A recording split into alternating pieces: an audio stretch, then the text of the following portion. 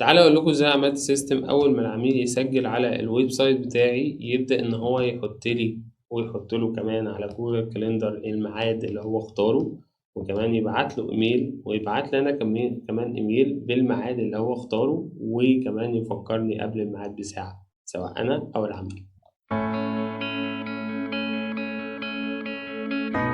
يعني بكم من جديد، معاكم إبراهيم خليل من ان بالعربي.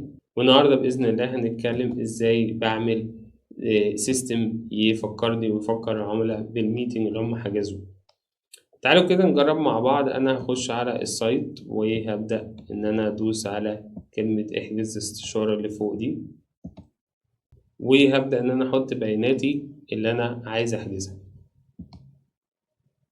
هنيجي بقى لحتة الديت اند تايم. انا هختار مثلا ان انا عايز احجز يوم مثلا 23، والوقت مثلا الساعة 10، والسبب ان مثلا بوكينج،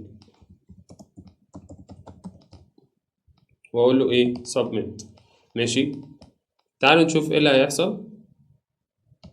طيب زي ما انتوا شايفين كده عمل الميعاد اهو. ماشي، تعالوا نشوف هل بعت حاجة على الإيميل اللي أنا حطيته ولا لأ. هو بعت أهو، بعت دلوقتي أهو 1:05، الساعة 1:05 أهي. ماشي، هنا بيقول لي إن في بوكينج حصل، ده العميل. ماشي، لكن أنا حطلي على جوجل كالندر. طبعا أنا مش هقدر أكسس على جوجل كالندر بتاعت العميل. ماشي، بس أقدر أكسس على بتاعتي. هنا بيقول لي ان دي التفاصيل بتاعه الميتنج. ماشي، وحط لي الايميل بتاعي وحط لي الايميل بتاع الشركه وهكذا. ماشي، وحط لي كل الداتا. طيب ده لما العميل يسجل في ايه في الفورم. طب حلو كل الكلام ده. السيستم داير عن ايه؟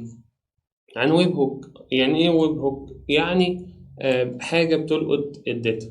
فالويب هوك بياخد الداتا بتاعت العميل وبيبدأ إن هو يروح يوزعها على الحاجات اللي أنا عايزها. يعني ممكن أحطها في جوجل شيت، ممكن أحطها في كالندر ننزل على الكالندر عليا، أبعت الإيميل. يعني أنت لو بصيت هنا في هنا الجيميل، يبعت للجيميل بتاعي وبتاع العميل على حسب ما أنا عايز. ماشي، فهنا في الويب هوك أنا رايح أعمل ويب هوك زي ما أنت شايف كده. ماشي، دي الداتا اللي هو جابها. جاب ايه بالظبط؟ هنا مثلا نيم، ماشي، الايميل بتاع العميل، النمبر، الديت، ماشي، اللي هو التاريخ، الساعة كام، الساعة 10. خلاص، هو بيروح بقى ياخد الداتا دي. طبعا هسيب لك اللينك بتاع السكريبت ده تحت في الديسكريبشن على اليوتيوب. ورحت وصلت له AI agent. قلت له بقى ايه؟ قلت له انا عايزك خد لي الداتا دي. طب انا جبتها منين؟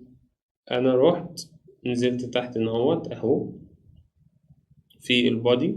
ماشي، سحبت الداتا، قلت له ده كلاينت نيم، الايميل، النمبر، داتا تايم، الدات والتايم يعني، والريزون بتاع الميتنج. ماشي، وقلت له نزلت تحت قلت له بقى انا عايزك تعمل لي سيستم. ماشي، انت عبارة عن AI assistant، مساعد ذكي، تاخد المعلومات دي. ماشي، وبتعمل بيها سكادول، وبتبعت للعميل ايميل، وبتعمل ريمايندر ليه على جوجل كالندر، وبتعمل له بالنسبة للوقت بتاعنا دلوقتي. يعني ايه؟ هو دلوقتي اختار مثلا يوم 23. طب هو 23 ده بالنسبة للذكاء الاصطناعي ده كام يوم من النهاردة؟ ماشي، فانا مديله النهاردة، يعني معرفه النهاردة ايه عشان يبقى فاهم كويس.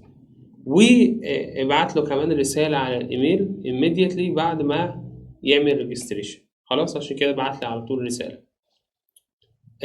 طبعا هو بياخد الكلام ده. أنا بقول له أنت ليك أكسس. خلي بالكم من المعلومة دي. أنا هنا في الكلام ده أنا بقول له أنت ليك أكسس على الحاجات دي اللي هو جوجل كاليندر وهكذا. طبعا أنا ربطه بحاجة اسمها اوبن روت، كنت شارحها، هتلاقي اللينك تحت في الديسكريبشن. طبعا انت بتروح بتدوس على create credential وتبدأ تربط open root بيه. خلاص، طبعا هو مجاني بس ليك ليميت. ممكن تختار بقى كل ده انواع من الايه الذكاء الاصطناعي، من ضمنهم ديب سيك كمان. ماشي، بروح اختار بقى ايه تول. التول دي عبارة عن ايه؟ جوجل كاليندر. ماشي. طب بربط جوجل كاليندر ازاي؟ طبعا انا هنا عندي بدوس على دي وبدوس على create new credential وبدوس على open document. ببدأ ان انا ايه اروح اختار، بروح على جوجل كلاود كونسول. في فيديو تحت اظن اهو، في فيديو تحت اهو. تمام. انت ممكن تنزل وتخش ازاي تعرف تجيب الكريدنشال بتاعت جوجل كاليندر عشان وقت الفيديو. ماشي. بتحط الكلاينت اي دي والكلاينت سيكريت، وبعد ما بتعمل كل الكلام ده انا كده كده مربط لك او عامل لك السكريبت مجانا، بس افهم السكريبت بيمشي ازاي. بقول له انا عايزك تاخد الايميل ده. طبعا جوجل كاليندر هروح اعملها على جوجل كونسول، جوجل كونسول هيحتاج جيميل، فالجيميل اللي انا عملت عليه الابليكيشن هو اللي هيظهر لي هنا. خلاص. وعايز بقول له خلي بالك انت هتعمل ريمايندر بالنسبة للوقت بتاعك وخلال الايه الاسبوع. خلاص. طيب مش هتعمل اي حاجة غير ان انت هتخليها ريد. يعني هنا في كذا نوع، في جيت ميني، في جيت، وفي ديليت، وفي كرييت. انا بس عايزه يقرا، يعني عايز الذكاء الاصطناعي يقرا الميتنج بتاعتي الموجودة. ماشي، يقرا. خلاص، عشان لو في ميتنج محجوز ولا حاجة يرجع يرد عليه ويقول له لا خلي بالك ده في ميتنج محجوز. عملت برضو جوجل كالندر تاني، بس المرة دي بدل جيت ميني المرة دي أنا خليتها كريت. ماشي. والمرة دي بقول له إيه، أنت هتعمل لي بقى إيفنت بناء على الميعاد اللي حدده الإيه العميل. وفي هنا ديليت بس مش هنجيلها دلوقتي. ديليت ده لو عميل عمل كانسل للميتنج ولا حاجة. خلاص. ورحت ربطت الجيميل. خلاص. الجيميل بقى هنا برضو بتدوس على create new credential، بعد كده بتدوس على هنا حاطط لك اهو الجايد. بتروح تعمل لوجن على جوجل كلاود وتجيب الكريدنشال نفس جوجل كالندر بالظبط. يعني شفت اللي انت عملته في جوجل كالندر هتعمله هو بس هتختار المرة دي الجيميل. خلاص. ماشي. بدل ما هتروح على لايبراري جوجل كالندر، لا هتختار ايه الجيميل. المرة دي انت هتعمل ايه؟ هتعمل مسج والاوبريشن سند. فيك عندك كذا نوع، يعني في ريبلاي، ريموف ليبل، طبعا في حاجات كتيرة جدا انت هو ممكن تعملها يعني، وهنتكلم عليها بالتفصيل. هنا انا بقول له انا عايزك تبعت لي للايميل. الايميل ده هيجيبه منين بقى؟ هيروح يجيبه من الاي اي ايجنت. يعني احنا لو رحنا على الاي اي ايجنت نهوت انا مديله الكلاينت ايميل. ماشي. فهو هيروح يعمل لي ايه؟ يروح يبعت للكلاينت ايميل. طبعا السبجكت انا قايل للذكاء الاصطناعي ان هو يكريت سبجكت، وقايل له برضه ان هو يكريت مسج بناء على الميتنج اللي هو عامله، ما تغيرش اي حاجة. ممكن انت هنا هو تعمل ايه؟ ممكن تروح على اوبشن، ممكن تعمل بقى ايه سي سي بي سي سي، تروح تحط اتاشمنت سندر نيم. انا ممكن اسيسي حد، يعني احط حد في الميل يعني.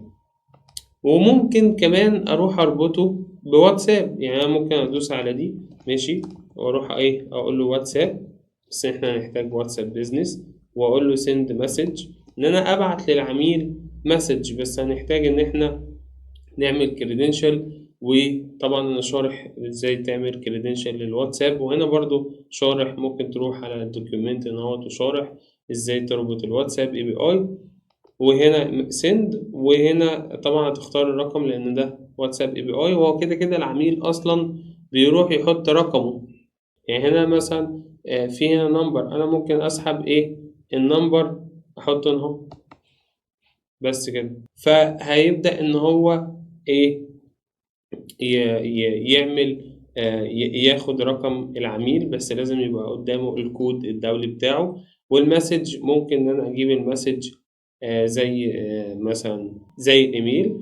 فانت ممكن تاخد مثلا هو الاوت بوت تحطها هنا اهوت. ماشي.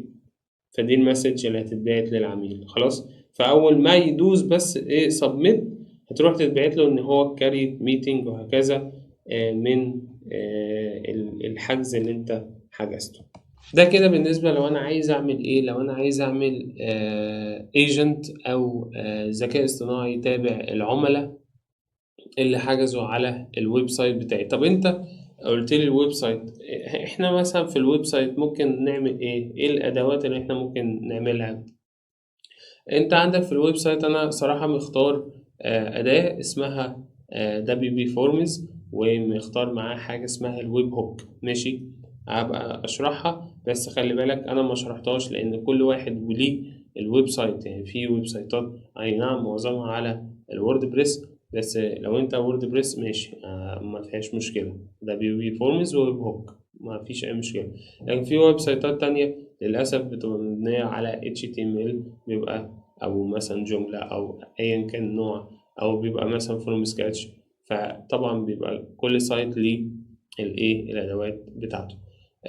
طبعا ما تنساش إن أنت تشترك في القناة عشان يوصلك كل فيديوهاتنا، وتبعت الفيديو ده لأصحابك. كان معكم إمام خليل من N8N بالعربي. سلام.